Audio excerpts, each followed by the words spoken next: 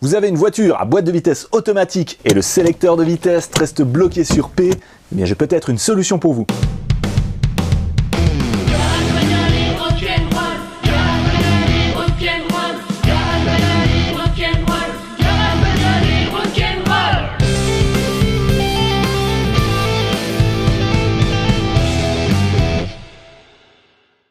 Hey, salut à tous, bienvenue sur Garage Bagnole et Rock'n'Roll. Comme vous avez pu le voir dans les vidéos précédentes, le Rodius est en train d'accumuler les problèmes en ce moment. Notamment, là, un petit problème qui est pas très grave, mais qui est très agaçant, c'est que le sélecteur de vitesse reste bloqué sur P. Sur une boîte de vitesse automatique, la position P, c'est la position de parking, c'est comme ça qu'on doit laisser stationner la voiture. Et ensuite, pour avancer, il faut bouger le sélecteur de vitesse, d'abord en R, ensuite N et D pour drive, pour avancer. Et là, le problème, c'est que ça ne veut pas bouger. Alors, il y a un système de sécurité intégré à la voiture qui est que pour changer de position, il faut appuyer sur la pédale de frein. Quand on appuie sur la pédale de frein, ça fait bouger un petit loquet qui va débloquer le sélecteur de vitesse. Et là, on va pouvoir changer de position. Et s'il n'y avait pas ce système de sécurité, ça pourrait être assez dangereux. Si on cogne par inadvertance le sélecteur de vitesse, le levier peut passer de D en R.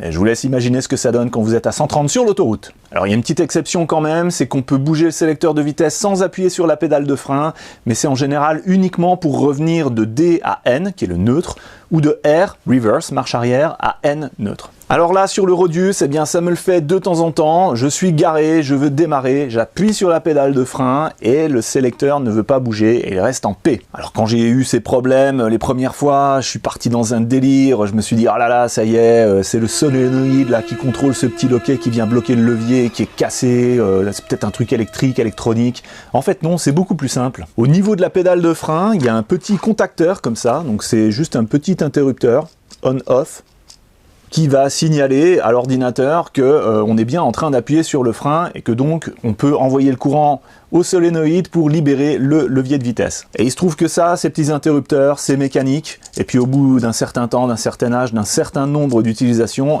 ça peut casser et puis ne plus fonctionner. Et ça, à vérifier, c'est assez facile, mais bon, il faut quand même être deux, il faut qu'il y ait une personne au volant qui appuie sur la pédale de frein, et l'autre derrière qui vérifie que les feux stop s'allument bien. Alors dans mon cas, le problème est intermittent. Alors quand j'appuie sur la pédale de frein, en général ça marche, sauf là ça marche pas, vous voyez derrière, là ça s'allume pas. J'appuie plusieurs fois, ah là ça y est, ça marche encore, ouais, voilà, et puis là, de nouveau ça marche, là ça marche, là ça, ouais, vous voyez, c'est pas évident. Donc la plupart du temps, là ça ne marche plus, là je suis en train d'appuyer à fond. Donc là j'appuie encore. Ouais, voilà. Donc quand ça fait ça, et là, sélecteur de vitesse complètement bloqué, je ne peux pas le bouger.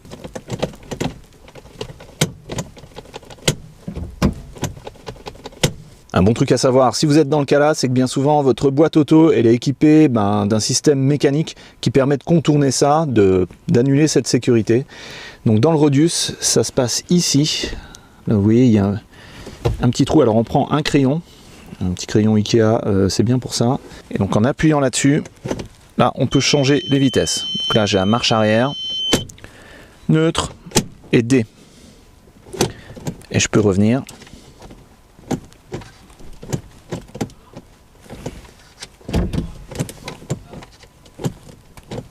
Ok, alors une fois qu'on a fait cette sécurité là, apparemment, ça reste sur N, on peut plus revenir sur P. Bon, c'est pas grave. Alors si vous êtes dans ce cas, vous insistez sur la pédale de frein jusqu'à ce que ça s'allume derrière, ça veut dire que le contacteur marche et là vous pouvez bouger votre sélecteur de vitesse. Alors contourner le système de sécurité comme ça, c'est pas mal parce que ça vous permet d'avancer, mais l'idéal c'est quand même de réparer. Or il se trouve que là, j'ai un nouveau capteur, alors je vais l'installer. Pour ceux qui comme moi ont un Rodius, voici la référence. Donc c'est une pièce qui a l'air d'être facile à installer, il y a juste un écrou là, et puis c'est du 17. Alors on va regarder où il se trouve ce fameux capteur, donc voici la pédale de frein, et si on monte, on le voit, il est juste là-haut. Ok, d'abord je vais le débrancher. Voilà, donc il y a déjà eu un patch là-dessus, il y a eu un changement de câblage. Je crois que c'était la concession qu'il avait fait à l'époque. Au niveau de cette pièce, il y a eu pas mal de changements. avec notamment le changement d'écrou, donc c'est pas du 17 celui-là. Je reviens. Alors en général sur les voitures asiatiques, si c'est pas du 17, c'est du 14. Gagné. Je visse, je dévisse. Il faut visser. Ah ben alors. Ah, ok.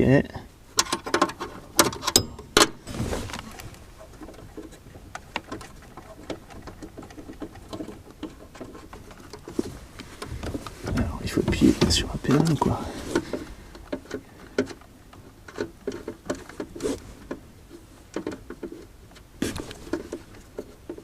Ok, comment je fais pour le sortir, le truc là? Ça touche là au-dessus. Mais c'est pas terrible, ça. Comment ils ont fait pour le mettre? Incroyable. Ne me dis pas qu'il va falloir que je démonte tout ça pour juste sortir le truc là. Ça m'a l'air d'être que si... Bon, il me faut plus d'outils. Ok, donc c'est impossible à dévisser parce que le truc là, il va tout de suite toucher sur la barre qui est là. Donc, eh bien, ça va être démontage de la pédale. Alors, je remets l'écrou comme il était. Alors, ici, il y a une goupille à sortir. Évidemment, au doigt, ça ne va pas. Je vais chercher une pince. Ok. Voilà, la goupille. Maintenant, les écrous, il y en a 4.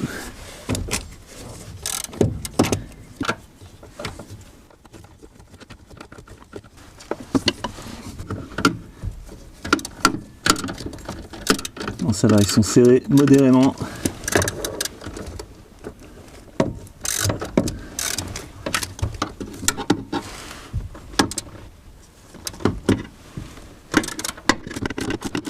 Celui-ci, c'est le plus dur à atteindre. Ok, alors après ça, il y en a encore 2 là-haut. Allez.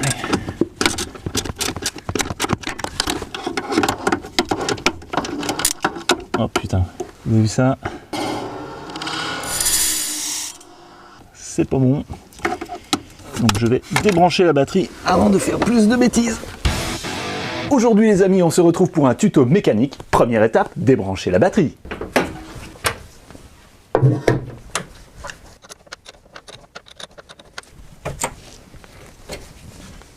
Alors, voyons un peu où elle en est cette batterie. Ok, 12,5, c'est un petit peu limite, je vais la mettre en charge. D'abord le plus, le moins, et ensuite je branche. Et je laisse charger jusqu'à ce que le voyant vert ici apparaisse au niveau du 12 volts.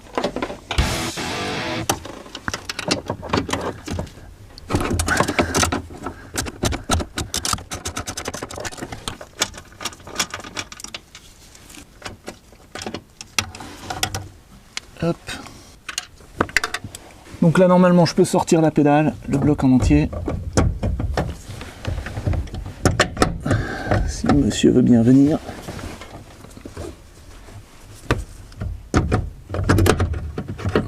Il semblerait que presque oui. Est-ce qu'il faut que j'enfonce le truc là? Je pense qu'il va falloir que effectivement j'appuie là-dessus.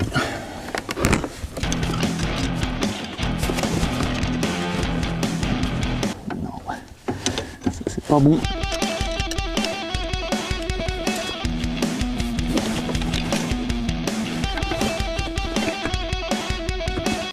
Il va falloir enfoncer loin.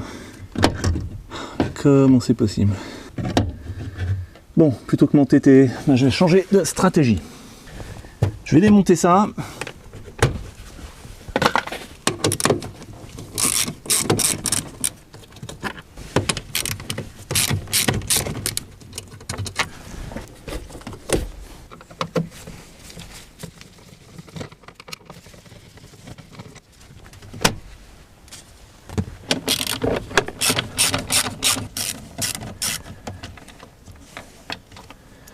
Tadam! Ok. Voilà. Bon, ben, pas sûr que ça aide vraiment ça.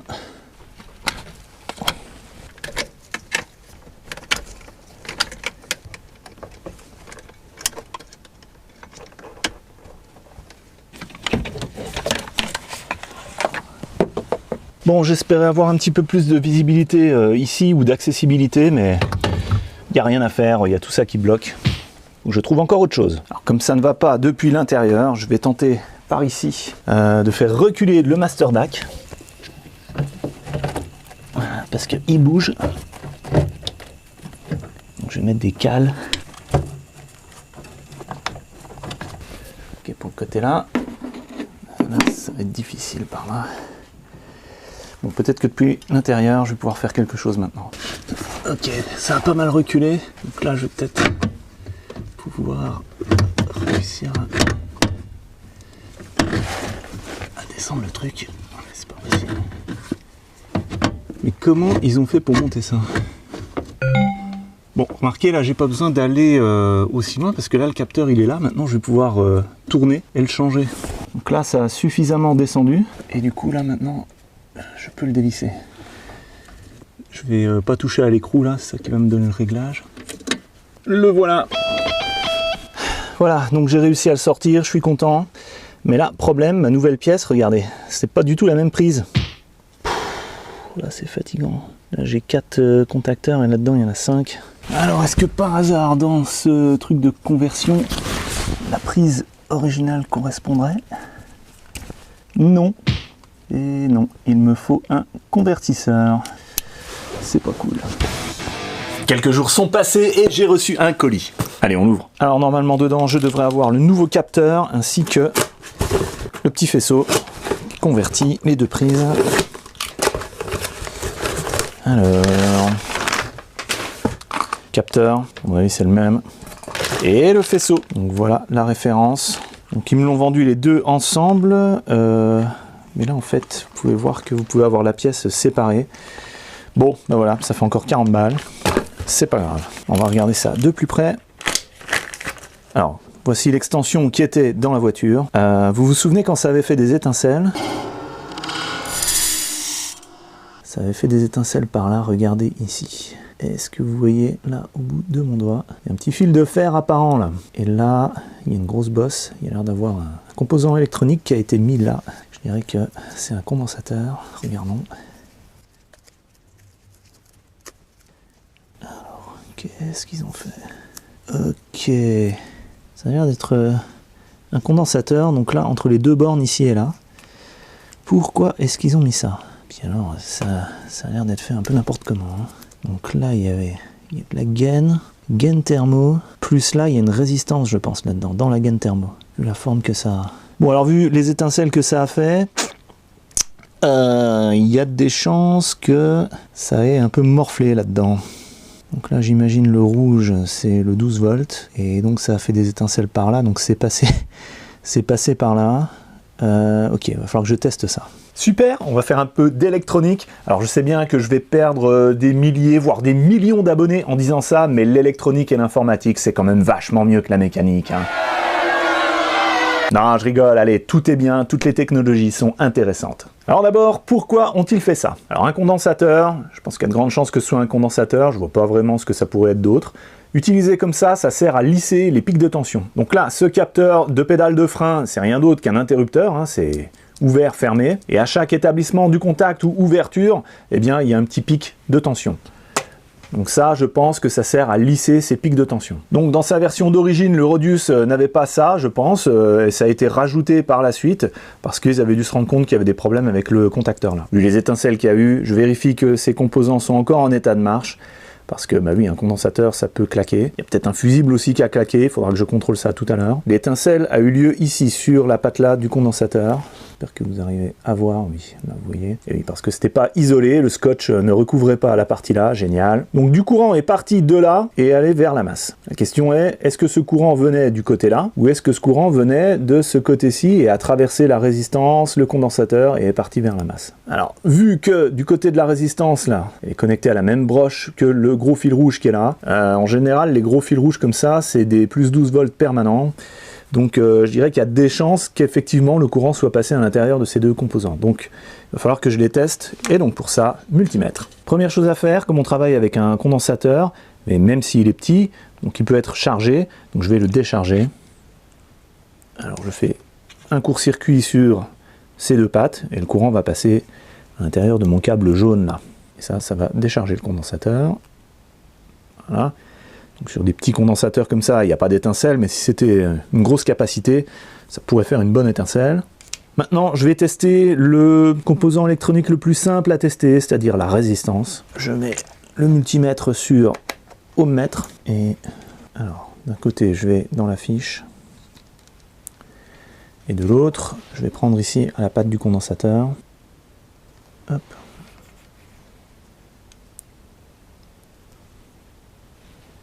Et là, on a 0,5, 0,6 ohms. Donc le courant passe à travers la résistance. Hein. On peut mettre aussi ici ce mode-là. Donc quand il y a le son, ça veut dire que le courant passe. Voilà, là, on trouve 0,6, 0,7 ohms. OK. Donc la résistance a l'air d'être bonne. Maintenant, pour tester un condensateur avec un multimètre, on peut utiliser donc la fonction ohmmètre. Qu'est-ce qui se passe quand on est comme ça sur la position ohmmètre? Eh bien, le multimètre envoie un petit courant entre le plus et le moins. Il fait circuler un petit courant. Donc on va utiliser ça pour tester le condensateur. On va lui envoyer un petit peu de courant. Il va se charger avec ce petit courant. Et puis on devrait voir ici, au début, ça devrait afficher une grosse résistance. Et puis ça devrait descendre à 0. Parce qu'une fois que le condensateur est chargé, le courant ne passe plus. Donc c'est comme si le circuit était ouvert. Et vous voyez là, dans le cas où le circuit est ouvert, ça met 0 avec L. Alors, une patte. Voilà, on a une mesure de résistance. Et voilà, maintenant ça chute à 0L. Donc là, le condensateur est chargé maintenant. Donc si je refais, là, le condensateur est toujours chargé. Si je rebranche, on ne devrait pas voir de nouveau ces mesures de résistance. Ça devrait rester sur 0L. Voilà, ça reste. Ok, donc c'est quelque chose qu'on peut refaire. Normalement, je vais le décharger avec mon fil jaune. Hop, là il est déchargé. Enfin, s'il marche. Et je reteste, je le recharge. Hop, j'ai raté. Ah, je recommence. Voilà. Donc là, on voit ça charge. Ok, et là, le condensateur est chargé. Je peux encore le décharger une dernière fois pour être sûr, mais là, ce condensateur m'a l'air d'être bon. Ok, ça a l'air d'aller, hein. Je vais pouvoir garder ce faisceau. Mais la question est-ce que j'en ai vraiment besoin? Parce que le nouveau contacteur, eh bien, il est différent donc, et il vient surtout avec son propre faisceau, qui lui n'a pas de composants électroniques scotchés dessus. Mais bon, comme c'est une évolution de celui-ci, je me dis qu'il pourrait contenir un peu d'électronique là-dedans, justement. Peut-être qu'il y a autre chose que des simples contacteurs. Donc pour ça, je vais les tester tous les deux. Alors je mets mon multimètre en position ohmmètre sonore. Donc quand il y a contact, ça fait du bruit. Voilà. Après la doc, ce capteur, il est en fait composé de deux interrupteurs. Deux interrupteurs, donc le premier il est relié entre les deux broches du bas et le deuxième deux broches du haut. Il y en a un qui est normalement fermé et l'autre normalement ouvert. Donc je vais commencer par celui qui est normalement ouvert. Et c'est les deux broches que vous voyez ici en haut. Ok, donc si j'actionne le capteur, le courant passe. Vous entendez au début, ça fait tététété. C'est peut-être ça que le condensateur vient rattraper. C'est pour atténuer ces petites coupures là. Ouais, c'est pas net, hein. Oui, bon, il est flingué, hein, donc là j'ai de la chance qu'il marche pour vous montrer. Donc maintenant je fais celui qui est normalement fermé. Donc dès que je vais mettre mes câbles, eh bien ça devrait sonner. Normalement fermé, ça veut dire que le contact est établi entre les deux broches en permanence. Et puis quand on actionne, ça ouvre, et donc ça coupe le courant. Ok, alors est-ce que ça coupe le courant? Ouais.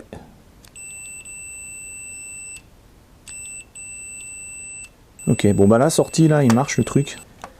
Ok, donc ça c'est juste deux interrupteurs. Maintenant on va voir son évolution. Donc d'après les nouvelles broches donc, de la prise là, alors vous voyez qu'ils ont rajouté, là il y a 5 câbles, il y a un cinquième câble qui est celui-là, noir. Je pense que c'est une masse, qu'il va falloir que je le visse à la caisse. Et ça fait 4 contacteurs, donc ça doit être aussi 2 interrupteurs. Donc je vais essayer les deux qui sont là et là, si ça reprend la même logique. Alors, ici et là. Non. Ok, j'essaye les deux du dessous. Non plus. Peut-être ils les ont mis côte à côte alors. Non plus. Ah, c'est bizarre. Hein. Et là. Non plus. Bon, c'est bizarre. Donc c'est peut-être plus qu'un simple interrupteur. Il y a peut-être un peu d'électronique là-dedans. D'ailleurs, ça doit être pour ça qu'il y a ce câble de masse. Parce qu'il faut peut-être l'alimenter. Bon, bah écoutez, je vais l'ouvrir parce que de toute manière, j'en ai acheté un deuxième. Si je le casse, c'est pas grave. Ok, ce truc ne veut pas s'ouvrir.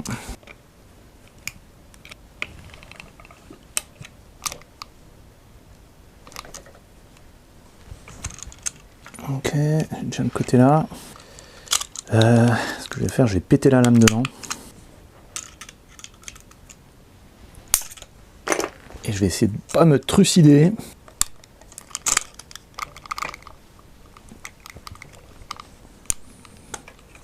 Ok.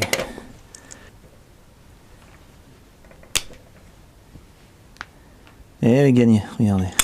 Il y a tout un circuit imprimé là-dedans. Donc il y a de l'intelligence. C'est pas un bête switch.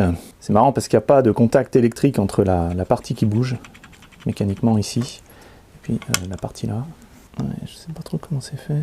Il y a peut-être un aimant là-dedans et puis là, je sais pas, ils doivent trouver où est la position. Bon, bref. En tout cas, ce qui est sûr, c'est que ça a l'air d'être plus intelligent que ça. Alors du coup, est-ce que je garde ça ? Eh bien, malgré que je sois sûr que les composants là fonctionnent, je pense pas que je vais le garder. Parce que ça, c'est un patch pour contrer la mauvaise qualité de ce contacteur là, qui est un bête contacteur mécanique. Et la nouvelle génération est beaucoup plus intelligente. Donc à mon avis, le signal qui sort d'ici, eh bien c'est sûr. C'est que quand on appuie là-dessus, là, c'est du 100% et ça établit le contact correctement. Voilà, donc je vais brancher ça directement dans le Rodius. Et puis, je vais prendre l'autre capteur, hein, celui qui était venu neuf avec celui-là. Alors, je vais le mettre à la même longueur que l'autre. Là, c'est bon. Out of the box. Peut-être un tout petit peu. Je dévisse un tout petit peu.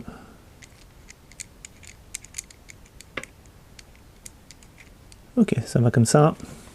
Allez, je le remets en place. Pour moi, ça va être de longues minutes de galère, mais pour vous, ça va se faire en musique. Garage bagnole et rock and roll.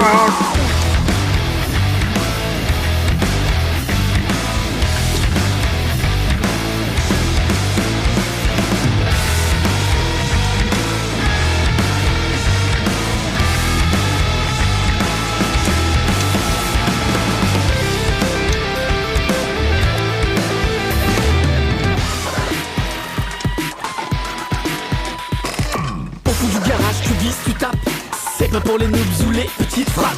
Tu prends ton gun pour déboulonner, tac les dynamos pour bien serrer, tac et c'est cassé pour y rouiller.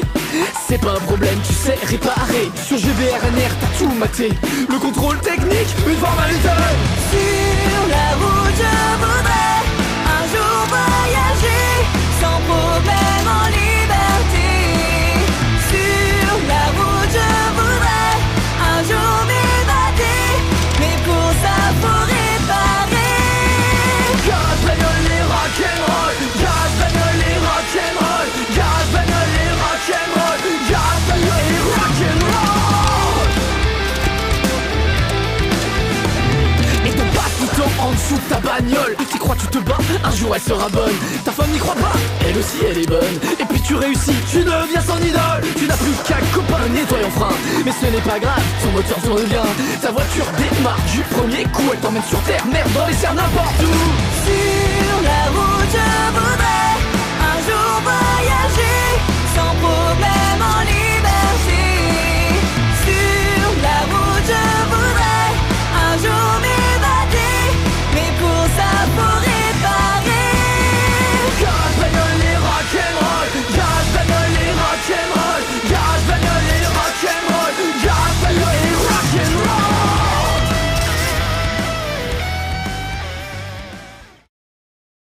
Plus qu'à rebrancher la batterie, je l'ai mise à charger une nuit entière, et là ça fait plusieurs jours qu'elle est débranchée. Voyons voir où elle en est. 12,97 volts, impeccable.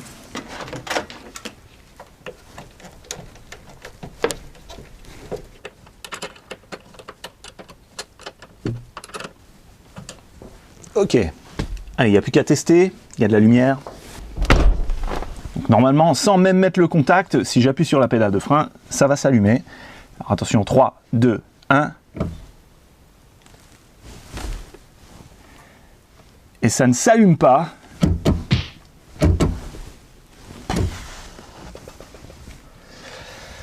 Ok, pas de panique. Vu les étincelles qu'il y a eu, il y a sûrement un fusible qui a dû claquer. Je vais les contrôler. Donc voilà, la boîte à fusibles. Il y en a une autre dans le compartiment moteur. Donc je vais déjà tester celle-là. Et pour les tester, je vais utiliser cette petite lampe. Alors, je la branche sur une bonne masse, par exemple cette vis. Et on devrait avoir... Voilà. Donc quand il y a du 12 volts qui arrive, ça s'allume. Et je vais comme ça tester chaque fusible.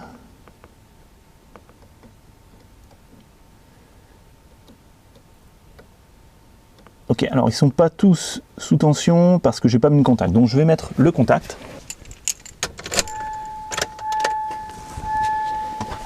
Voilà, contact est mis. Donc là, je les teste un par un. Celui-ci, il n'y a rien. Ok.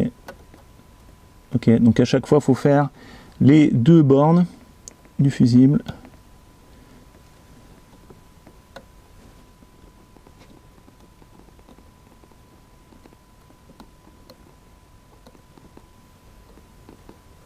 Ah, celui-ci a claqué, regardez. Ici, la lampe ne s'allume pas, et de l'autre côté, oui, elle s'allume. Ok, donc celui-là, 20 ampères. Faut déjà le changer. Allez, je fais tous les autres.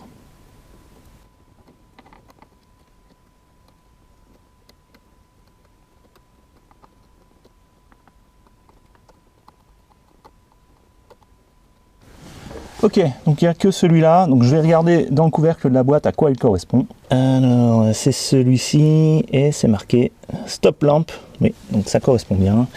Ok, je le change. Peut-être on peut voir, ouais, ça a fait une bonne étincelle, hein, donc fusible a claqué, il est là pour ça, pour éviter que ça endommage d'autres circuits. Dans la boîte à fusibles du compartiment moteur, on a déjà une pince ici pour agripper les fusibles et puis les remettre. Et ici, le long, il y a des fusibles en plus, fusibles de secours, et il me reste, oui, il me reste un 20 ampères. Hop, donc celui-là, il est bon, vous voyez au milieu, ça fait bien contact. Il va falloir que j'en remette là-dedans, hein, parce qu'il me manque déjà le 10 ampères que j'avais utilisé pour le circuit du compresseur de clim. Et un jour, je vais me faire avoir. Bon, c'est un 12 volts permanent, donc pour bien faire, il aurait fallu débrancher la batterie pour rebrancher ce fusible. Mais allez, j'ai confiance. Ça ne va pas me péter au nez. Et je rebranche. Hop. Ok, c'est bon. Bon, allez, là, ce coup-ci, c'est bon. Hein. Test. 3, 2, 1. Ouais! J'appuie, je relâche. J'appuie, je relâche. J'appuie, je relâche. Jour, nuit, jour, nuit. Alors, est-ce que maintenant, je peux changer de position mon sélecteur de vitesse? Ok, j'appuie. Non, je peux toujours pas. Alors, si je mets le contact.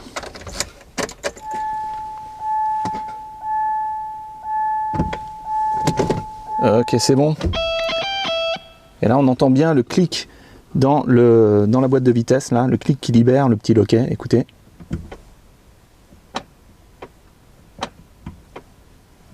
Voilà. Donc là, c'est bon, et un problème de plus en moins. Voilà, avec ça, le Rodius va beaucoup mieux. Si vous avez une voiture en boîte de vitesse automatique et que votre sélecteur reste bloqué sur P, eh bien pensez à vérifier ce petit capteur de pédale de frein. Il y a de grandes chances que ce soit ça le problème. Si vous cherchez à vous procurer les outils ou les produits que j'ai utilisés dans cette vidéo, je vous mets des liens en dessous dans la description. Moi c'est François, je vous dis à la prochaine sur Garage Bagnole et rock'n'roll.